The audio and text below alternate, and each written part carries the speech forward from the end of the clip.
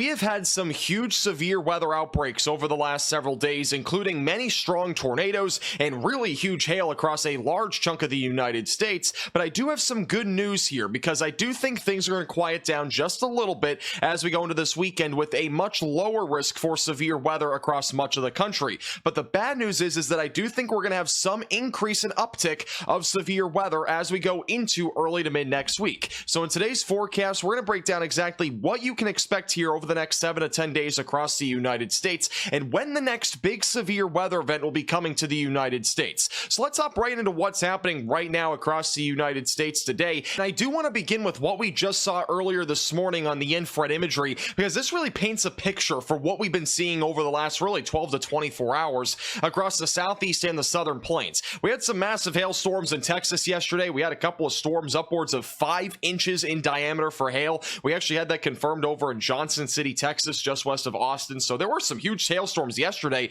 But what's happening this morning is that we have this large area of convection with very heavy rainfall that dumped across areas like Alabama, Mississippi, and Georgia really early this morning. And that's all now shifted into areas like Florida, where there is still a low-end risk for severe weather over the next few hours. So that's something that we're watching for. But otherwise, it is going to be a lowering threat this afternoon. Otherwise, really further up to the north, it's pretty dry, pretty quiet. And also even back over on the west coast, things are relatively quiet. So the last of the big disturbances that we've been dealing with for the last several days is down here in the southeast United States, where there are still plenty of showers and thunderstorms that are ahead for the rest of this morning and as well as into the early afternoon hours. So what does this exactly mean? Well, we do have another risk for severe weather today. Luckily, this is not as big as the last few days, but we have another enhanced risk for severe weather. I believe this is either the 8th or 9th time in the last like 10 days that we've had an enhanced risk for severe weather. It's pretty crazy stuff, but that's going to include areas in southern Georgia and northern Florida, and then also another small slight risk back over in North Carolina. A couple of random marginal threats kind of placed across the United States, but overall nothing too concerning in those areas.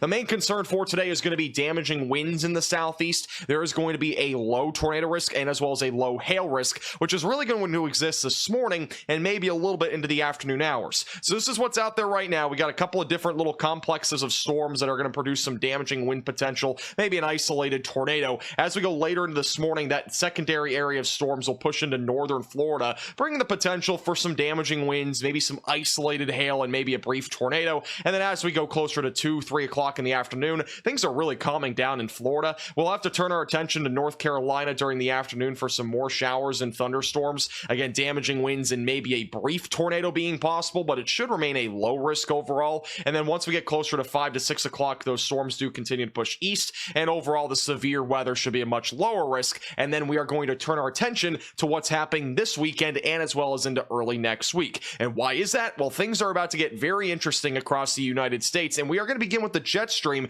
to give you an idea of the weather patterns that are happening across the United States as we go over the next 7 days. Before we go into the next 7 days, I wanted to show you the jet stream from this past week to compare it to what is upcoming, and I think this is a pretty interesting comparison to what we're going to be seeing for the next week or so. This is what we saw this past week. We had this large negatively tilted trough that brought significant severe weather to areas back over in the southern and central plains, and even back through areas in the Ohio Valley and even back into the Dixie Alley, which included last night even. And so this low pressure system really brought us a lot of severe weather, at least in the upper levels. And then as we go into Friday and Saturday, things kind of calm down a little bit. So what is ahead? Well, things get, again, pretty interesting, because what we're going to be looking at for a weather pattern is going to be very, very different from what we had this past week. We still have this positively tilted trough back over in areas like Michigan, which is going to continue up there to really just bring cloud cover and maybe some passing showers. It's really nothing too crazy. Still have a pretty strong jet stream across areas in the southeast, which is why we do at least have a low threat for severe weather today. And then as we continue to go through Sunday, Monday, Tuesday, and Wednesday, notice there's really no big storms here in the United States. You remember that storm I just showed you? It was much larger than what we're looking at here Monday and Tuesday, but there are going to be a couple of days to watch for. We are going to have a trough as we go into Monday that's going to bring at least some level of severe weather to the Mississippi Valley. I don't expect a tornado outbreak or even really a severe weather outbreak at this time, but I do think there's at least going to be some sort of low-end threat for severe weather, maybe some damaging winds, hail, or maybe even a few tornadoes across those areas, but it should remain a low risk. Once we go into late Tuesday, that starts to move to the east, and this trough, notice, it really doesn't even exist. It's a really weak trough. Once we go into late Tuesday into Wednesday, a little bit of another trough is going to try to eject over the Rocky Mountains, but again, once again, we don't really have have a jet stream here. It's really weak comparatively to what we just had this past week. So the good news is right now there are no big storms in the forecast, at least for the next 7 days or so, but I would be paying attention a little bit more closely to what we're looking at going into the late week and into next weekend, which is around May 18th or 19th. And granted, things could change, but overall the European model has been pretty accurate even long term this season. It shows this large scale trough going across the Midwest into Friday, Saturday, and Sunday, which could pose a threat for severe weather somewhere in the Ohio Valley. But I do want to remind you again, things could definitely change on this, but we are going to keep a close eye on that because that would be another chance for severe weather. So what does this all mean on the future radar? Well, let's hop right into what's happening today. Again, we'll have showers and storms across the East Coast, as I mentioned earlier, some showers across the Midwest, maybe a couple of rumbles of thunder, maybe a strong or severe storm. Nothing too crazy though there. Once we go into Saturday, things are going to start to ramp up just a little bit in a couple different areas. We're going to have some showers across the Ohio Valley in the Northeast. Again, nothing out of the ordinary, but the other area I'd be watching for is actually going to be in the southern plains, where there will be some more widespread showers and maybe a few thunderstorms, and this will eventually organize into our next disturbance as we go into Sunday and as well as into Monday, where we could get a couple of low risk days for severe weather. I think the main concern overall, if we do see any severe weather on either Sunday or Monday, will probably be hail and wind. Once we go into Monday, things might ramp up just a little bit when it comes to a maybe low end tornado risk across areas in the Gulf Coast region,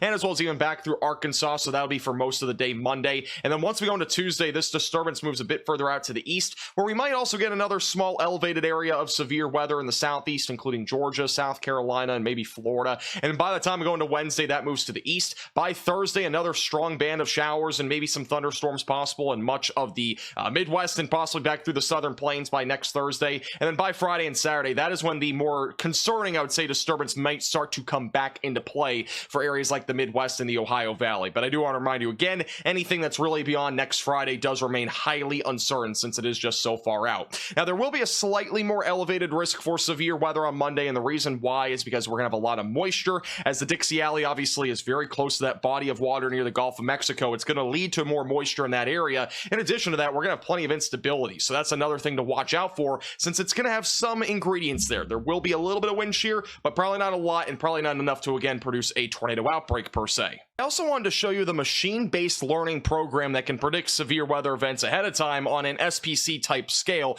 Obviously, this isn't an official forecast, but at least gives you an idea of where we might end up seeing severe weather. And notice it does show that slight risk across parts of like the Dixie Alley as we go into Monday. That is really the main day that I'd be watching for severe weather. I think we could have a chance on Sunday. We could have a chance on maybe Tuesday or Wednesday, but I do think really overall, if we do have any sort of maybe more significant or elevated risk for severe weather, it would probably be on Monday across parts of the Dixie Alley. Now, with all these showers and storms coming to the southeast, it's not just going to be severe weather. It's actually going to be a lot of rainfall as well. The European model is indicating all the way through Wednesday and Thursday of next week that we are going to see a huge swath of areas between 1 to 4 inches of rain anywhere from Texas back into areas like Florida, and even back over in like the Midwest, we're going to see rain. There's really no area in the United States that's really not going to see rain, other than maybe back over in Iowa or Minnesota, perhaps a couple of isolated areas in the northern plains, or back over on the west coast where really nothing's expected, which is not shocking for this time of the year, to be honest with you.